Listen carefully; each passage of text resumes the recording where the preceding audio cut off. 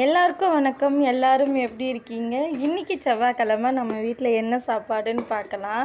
இன்றைக்கி எல்லோரும் சூடான சாதத்துலேருந்து தப்பிச்சாச்சு. இன்றைக்கி என்ன நம்ம வீட்டில் லெமன் ரைஸ் பண்ணியிருக்கோம். என்னன்னு தெரில, இன்றைக்கி லெமன் ரைஸ் சாப்பிட்ணுன்னு ரொம்ப ஆசையாக இருந்துச்சு. அதனால் நல்லா வேர்க்கடலை கடலைப்பருப்புலாம் போட்டு நல்லா கலர்ஃபுல்லாக ஒரு லெமன் ரைஸ் பண்ணியாச்சு இன்றைக்கி. இது கூடவே நான் தொட்டுக்க ஒரு 2 பொரியல் பண்ணியிருக்கேன்.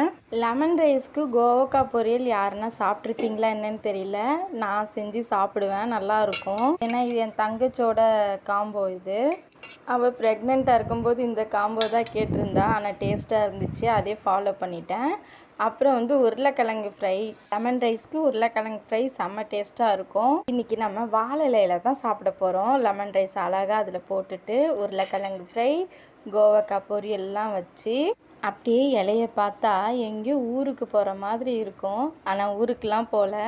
எப்பயுமே ஊருக்கு போனாலும் கோயிலுக்கு எங்கேயாவது போனால் இப்படி தான் வாழை இலையில் அழகாக சாப்பாடெல்லாம் கட்டிட்டு ட்ரெயினில் போகும்போது எடுக்காத பசியை கூட எடுக்க வச்சு அந்த வாழை இலையை திறந்து அந்த லெமன் ரைஸை எடுத்து நம்ம சாப்பிட்டா அவ்வளோ சூப்பராக இருக்கும். கூடவே ஒரு மசால் வடை வச்சு சாப்பிட்டா இன்னும் டேஸ்ட்டாக இருக்கும்.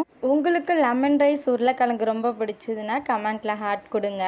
வீடியோ பிடிச்சிருந்தா லைக் பண்ணுங்கள். வீடியோ பார்த்ததுக்கு ரொம்ப நன்றி. பாய்.